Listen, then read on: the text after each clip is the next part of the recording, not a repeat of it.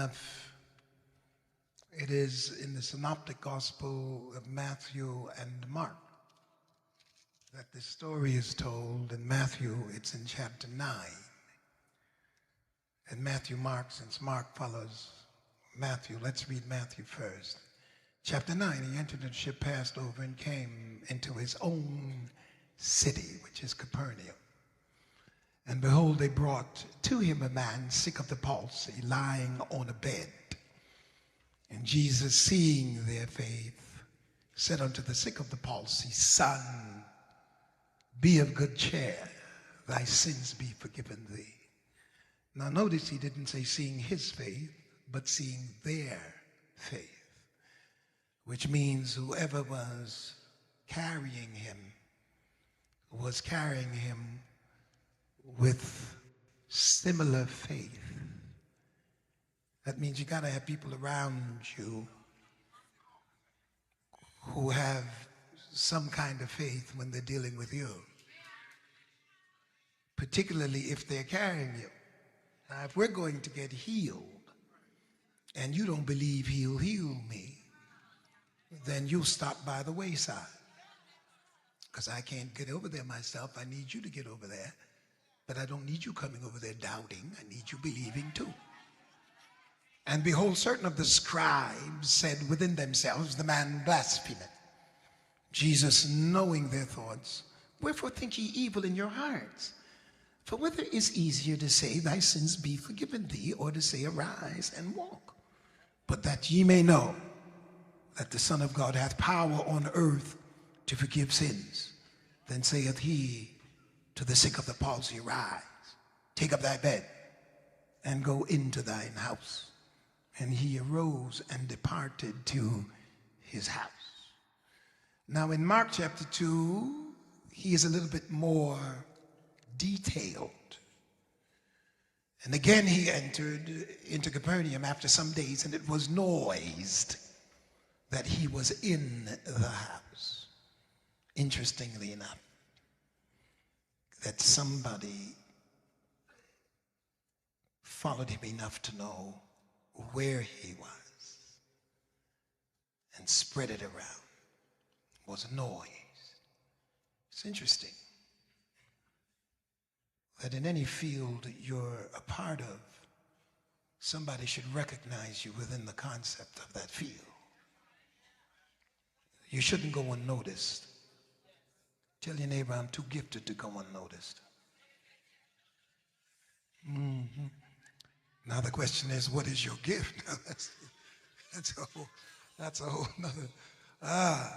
And straightway many were gathered together, in so much that there was no room to receive them, no, not so much as about the door. And he preached the word unto them, and they come unto him, bringing one sick of the palsy, which was born of 4. And when they could not come nigh unto him for the press, they uncovered the roof where he was. When they had broken it up, they let down the bed wherein the sick of the palsy lay. When Jesus saw their faith, he said unto the sick of the palsy, Son, thy sins be forgiven thee. But there were certain of the scribes sitting there and reasoning in their hearts, why did you go to the meeting?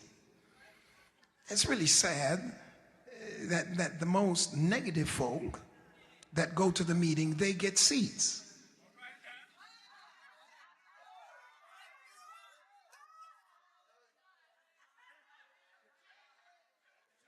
Now, the one we're trying to help, he can't get in the building. I just saw that. I mean, the first time I saw that. Why doth this man thus speak blasphemies? Who can forgive sins but God only? And immediately when Jesus perceived in his spirit that they so reasoned within themselves, he said unto them, Why reason ye these things in your hearts? Whether is it easier to say to the sick of the palsy, thy sins be forgiven thee, or to say, arise and take up thy bed and walk? But that ye may know that the Son of Man hath power on earth to forgive sins, he saith to the sick of the palsy, I say unto thee, rise, take up your bed, go thy way into thine own house. And immediately arose, took up the bed.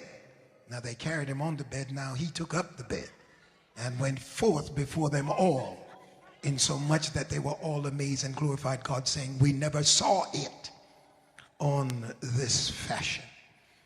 Now I thought that a good subject might be, or a pertinent subject. Look at somebody and say, faith has no ceiling. Yes, and that's dealing now in a general theological sense, in an open presentation. Look at somebody else and say, there is no ceiling. But in a more subjective sense, tell somebody, I'm walking back. And now you carried me over here, but I'm walking back. You carried me here, but you're not going to carry me back. When I notice Matthew 8 and I notice 9 and even in Mark, there are certain things that come to mind. And the most striking characteristic of faith in these chapters is its audacious display, its audacity. Everyone who operated within the parameters of these chapters displayed audacious behavior when it came to getting into the presence of Jesus.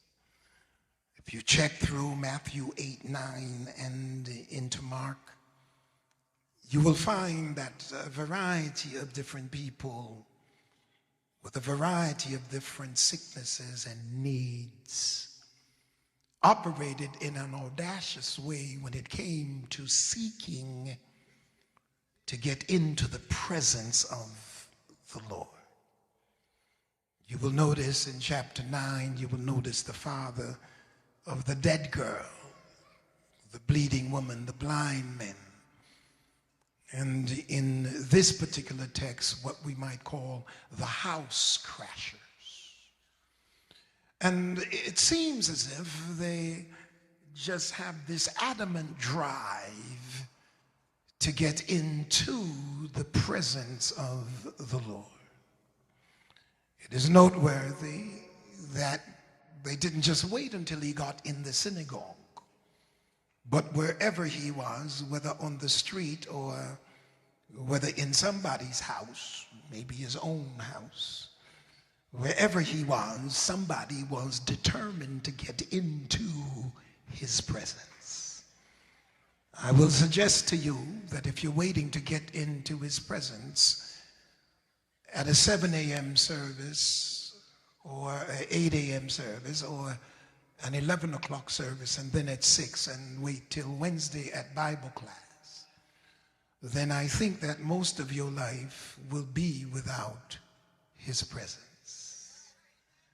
You don't have to walk within the parameters of these 4 walls to get into his presence. Ooh, I hate to say that to, the established, church. But church is not the only place that you have access to his presence. And I just hope that when you roll out of bed in the middle of the night, or when you are accosted as you drive home by negative spirits, that you have the power to get into his presence. The texts and the context just show us that all determined to get into the presence, and they didn't really care what other people thought, because the leper had no right to be in public, and the bleeding woman had no right to be in the public. If you check Leviticus, you will find in both instances that these people were banned from being around other people because of the nature of their sickness. But the audacious behavior of faith, the boldness that comes with the desperation to satisfy and gratify a need, never seriously takes into consideration what other people think. Anytime you are still conscious of how other people think, when you have a need that other people can't fulfill, then you're not desperate enough. It doesn't matter what they think when you're hungry. It doesn't matter what they think when you're thirsty, unless they are supplying the drink and the food. But if they don't have the capacity to supply the drink or the food, and you are hungering and thirsting after righteousness, then you have got to learn to walk over some people, through some people, in order to get to what you need from God.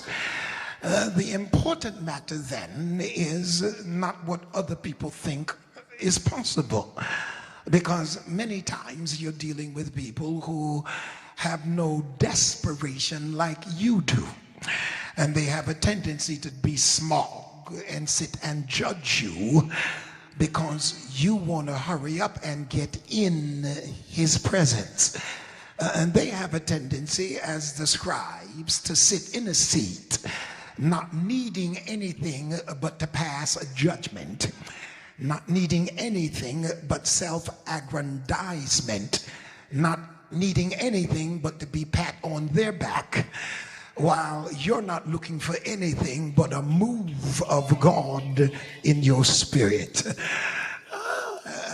I don't have the time. I wish I didn't, and I wish I had the strength. But who is it to say, who can determine among us what God will do for me? I mean, who out here has been given the designation of expressing what God would do for me? For you to tell me it has never been done means absolutely nothing to me, because it hasn't been done in your circle does not mean it won't be done in mine. So I can't allow you to decide for me what God will do for me. So I would ask you just to be quiet about this matter and let me go find out for myself. Who is to say what his will is? Because the only way we can find that out is to have communion with him. I have got to be in his presence. And I'm going into his presence with faith. But I'm not taking faith to meet merit. If I were taking faith to meet what I deserve, I really wouldn't go, because I don't deserve anything, because I have lived so awfully that I cannot dictate to God what I deserve based on how I have lived. But what I'm taking faith to is grace, which means I'm taking grace to have taking faith rather, to have a meeting with grace. And what grace is unmerited favor. So I'm not going to him with my record, and I'm not taking to him my behavioral pattern. I'm not going to him with my meritorious works, because I have absolutely none. But what I'm going to him for is, I'm bringing you faith, and I want my faith to meet your grace, which means I'm not coming here to meet wages. I'm coming here to get something that's not fair, and that is favor. I want my faith to meet favor. I think I can make that leap, and that is, I'm coming believing that nothing in my life will stop you from blessing me. I don't have the time, but when I consider the fact that the man who was 38 years sick, and when Jesus found him by the pool of Bethsaida, and Bethesda. And when Jesus found him there, I remember him saying, "Wilt thou be made whole?" But at the end of this course, he said, "Go thy way and sin no more," as if to suggest that something he did brought on the sickness. However, in spite of whatever he did that brought on the sickness, he still healed his body, which means that he is not going to hold his healing. He's not going to hold his blessings because of something we did.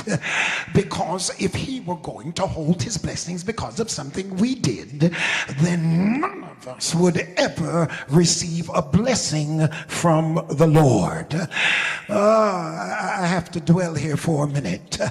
You see, it's an interesting dynamic that the people around you have a tendency not to forgive you of things in your past and hold it against you when you've never sinned against one of them.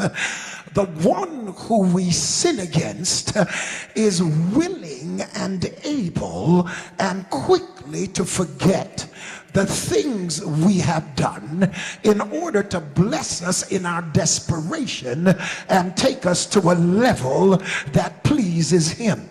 Why should I sit around here and make all kinds of apologies to you when you don't have the intention of forgiving me anyway?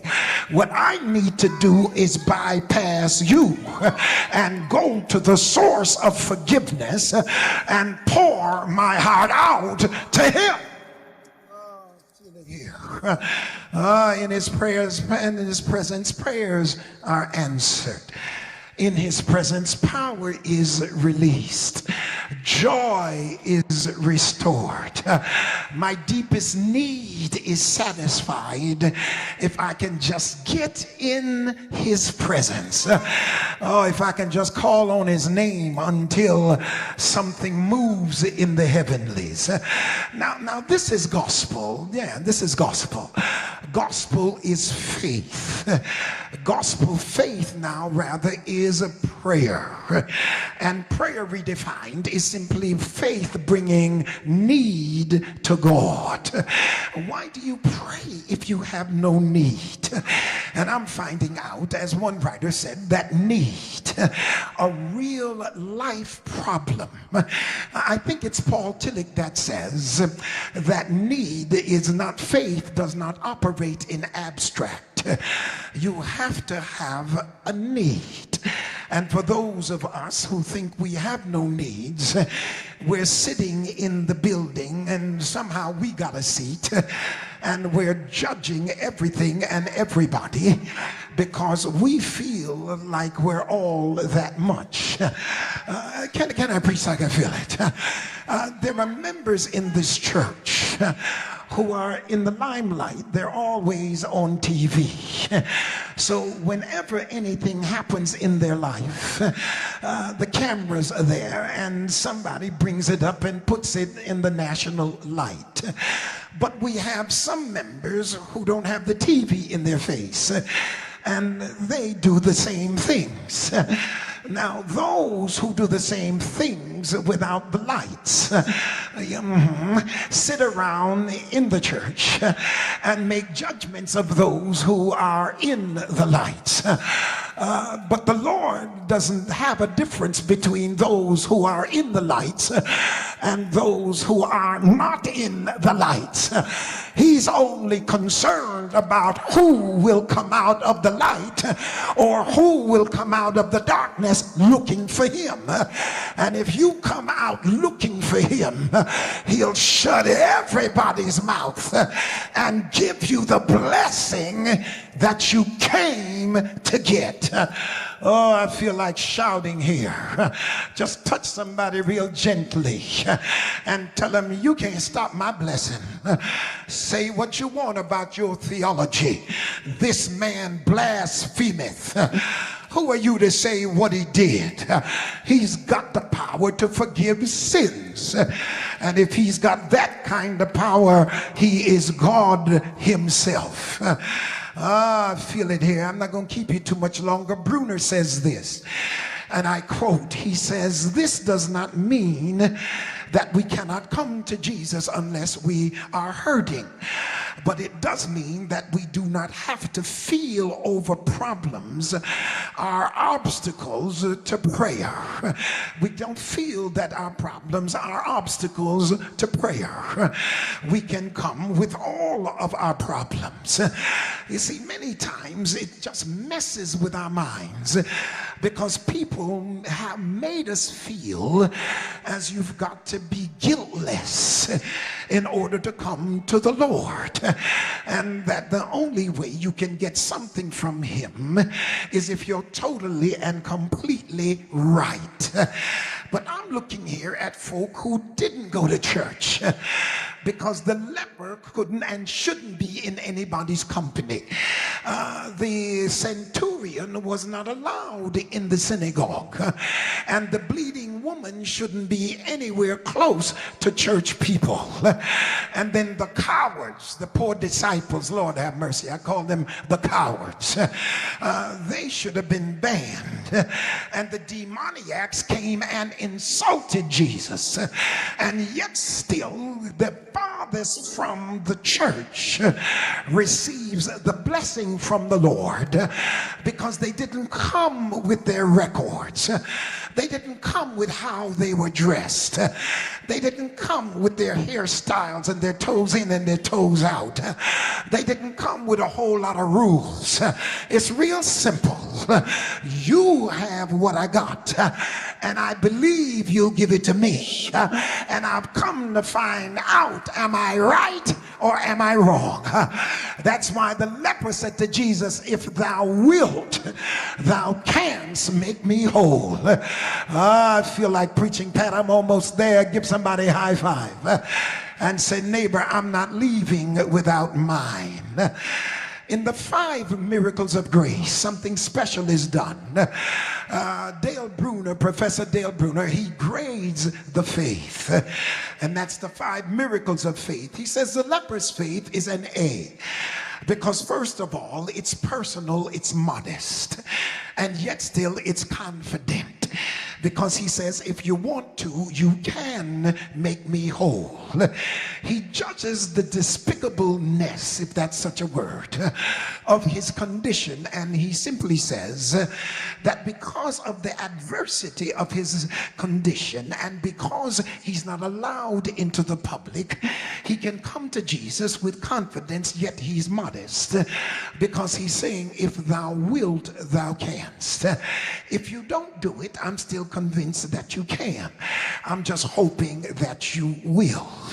So he gives his faith an A. The centurion's faith, he gives it a B, because even though it is excellent faith, he does not have the despicable circumstance of being a leper. He is a man of power. He says to one man, go here, another go there, and everybody follows him. He is a man of power. He does not have the pain as the leper. He does not have the ostracism as the leper, because even though he's Gentile, he's a powerful Gentile, and you have to give him respect, so they gave his faith a B. When it comes to Peter's mother, or Peter's mother-in-law rather, it does not say whether hers was excellent or whether it was negligible. So because it's neither good nor bad, he gives that faith a C. Now the disciples have had to fail. Oh yes, O ye of little faith. And they're accused of cowardice, yet witnessing all of his works. Now please explain to me, why should the disciples have a failing grade when they're in the middle of all of the display of his magnificent power? If anybody anybody should believe that he could deliver, it certainly should be the folk that are around him all the time. I am convinced that church people become so small that they get so caught up in the ceremonial piety of ritual worship that they forget the basics that got them in here in the first place. Forget your seniority in the city of refuge. Well, I've been there for 20 years and ain't got nothing out of it yet. But somebody can come off the street burdened down with the trials of the world and walk out of here not talking about other people but talking about the goodness of Jesus. I better behave. I'm acting like I'm 45. The disciples' faith is a low grade, so he calls it a D. Now, the demonics rather, not the Genesaraks, but the demonics, they insulted him and they approached him with abuse. And their spirit was hostile against him. So we'll give their faith an F. But consider whether it's grade A1 faith, because he praised faith. He praised the bearer of faith. He measured faith. He rebuked the cowards and he kept silent.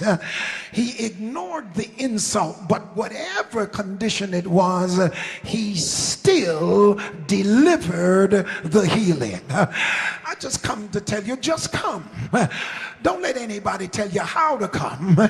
Just come. If you're angry, come. If you're depressed, come. If you're desperate, come. If you're sad, come. Just come. Who is to say what he'll do if you show up? I feel the Holy Ghost. Give somebody a high five and say, if you can't come by yourself, we'll carry you. But if I carry you, you better be ready to walk back, because I'm not carrying you for a blessing and carrying you back home. Oh, I feel like preaching. I feel the whole. Y'all sit down. I'm the only one working. It's important to understand that this is gospel. And what it shows me now is that your faith is not the star. Because if your faith was the star, it would have to be on a certain star level. He is the star, which means it doesn't matter what level of faith you have. He is the star. So all he's saying to you is just drag your little self over here and let me do the miraculous wonder, so that when you walk out of here, we're not praising your faith, we're praising the source of your faith. Because if you didn't hear about me and you didn't trust in me, you couldn't get the healing anyway. So God is the one who stimulated you to trust in Jesus, which means he stimulated your faith to place your faith in the God who would deliver what your faith is requesting. So you didn't have faith independent of God giving you faith, so you can't say my faith.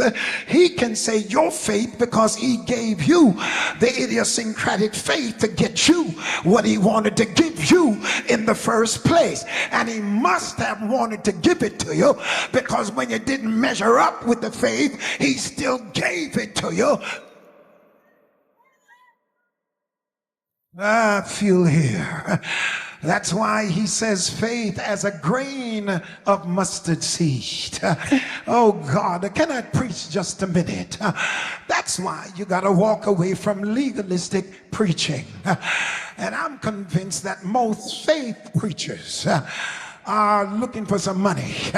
Y'all excuse me, I ain't gonna get too crazy, but the truth is still the truth. Most faith preachers are selling faith so that they themselves can justify the way they live.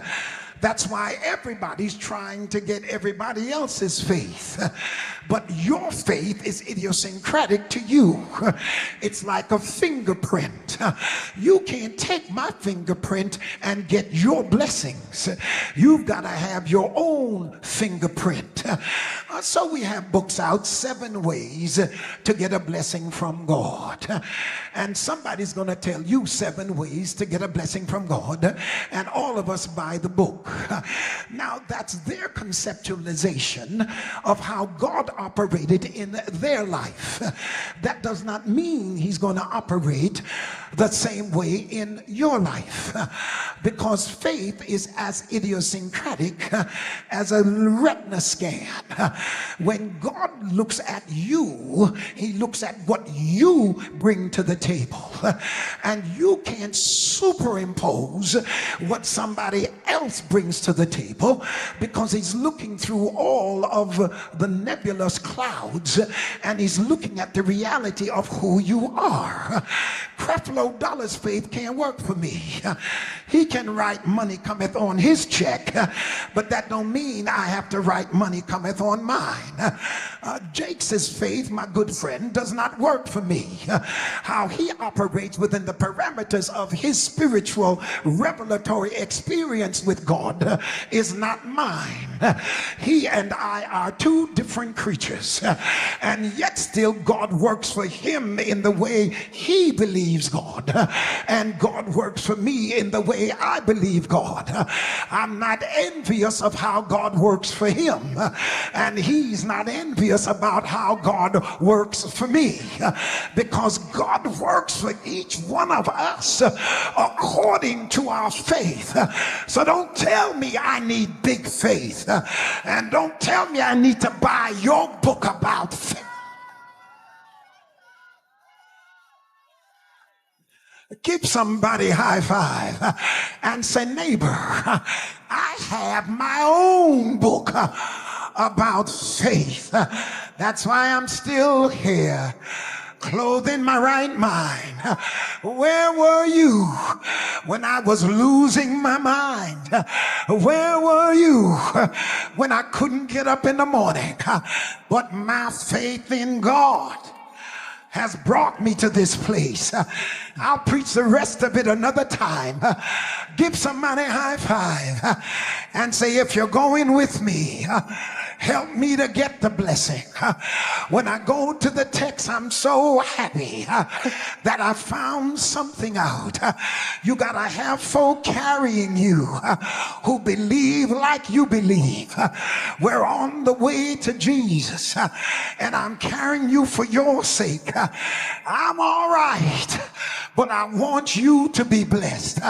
Shake somebody's hand and say, neighbor, I'm not going to feel good until you get your blessing. Because if you're a friend of mine, I want you to be blessed like I am blessed. I don't want to be the only one blessed in this family, but if I can walk, I want you to walk. If I got money, I want you to have money. If I'm healthy, I want you to be healthy. If I'm strong, I want you to be strong. So where do we have to go? I'll carry you. Give somebody a high five. Say, I'll pray for you. I'll believe for you. I'll hold out for you. I'll lift you up. I'll encourage you. But we're going to Jesus. I feel like preaching. It's interesting that they couldn't get in the house because of folk that don't believe. There is always somebody in your way to your blessing, and you can't stay outside and give up and walk away. The devil is a liar. If you don't need it, and you got a seat, and I need it, and I'm on the outside.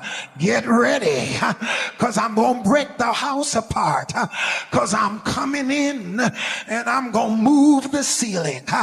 Give somebody a high five and say, get them from over your head. Get them from out of your way. You need the blessing. You need to move.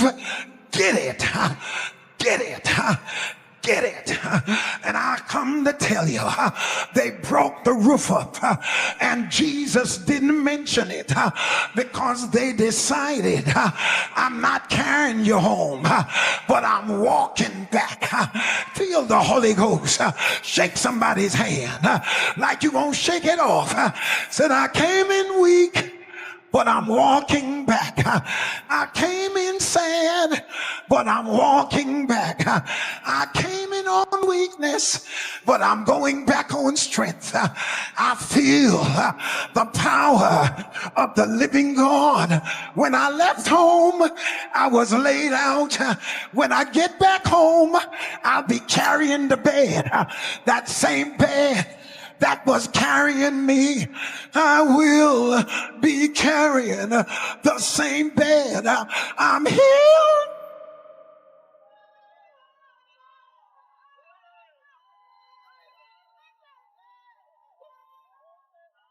Give somebody a high five. For the last time, said, when you left me, I was crippled, but now I'm whole. Oh.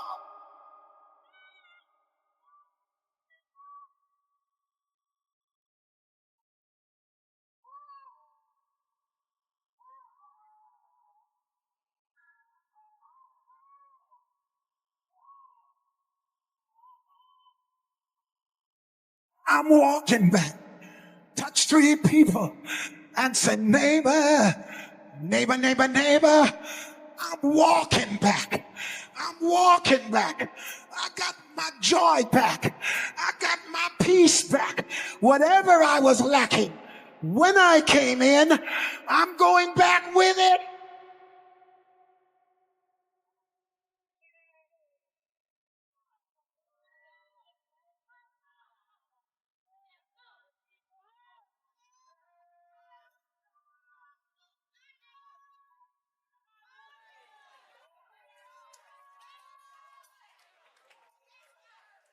I'm closing. I'm closing one time. I don't have the strength to close 2 or 3 times. I didn't intend to come in here and leave the way I came.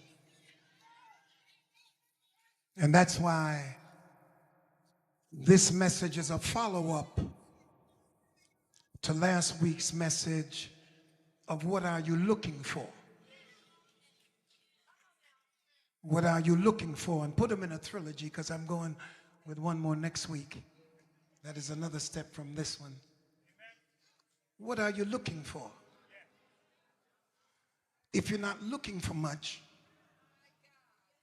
when you can't get in the building, you would disappointingly say, take me back. But when you're looking for something, and let me tell you something, when you're looking for it and you know you got it cornered,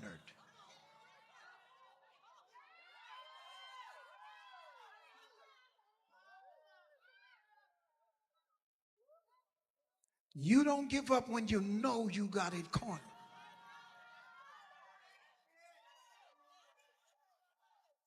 Find a way to get me in that house. Find a way. I'm closing on this note.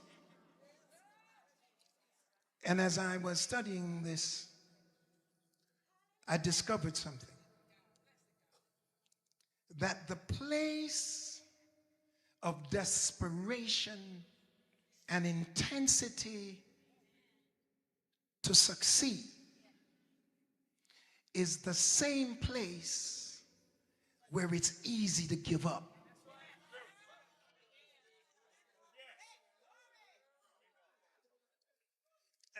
I want you to see that there is a place in your life where everything looks like a tsunami. And you just look at the horrendous cataclysmic extirpation of the problem. And you say, man, I might as well surrender. And throw your hands up. But to another person with audacious faith, that is the same place to say, I'm going to fight this thing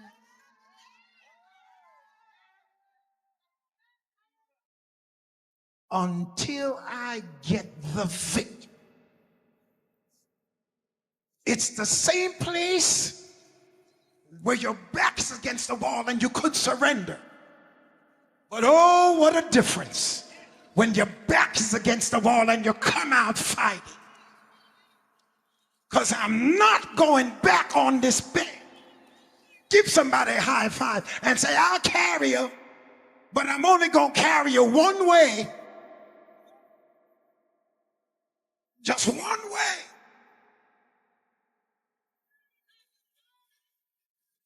Somebody in this building, God's calling you now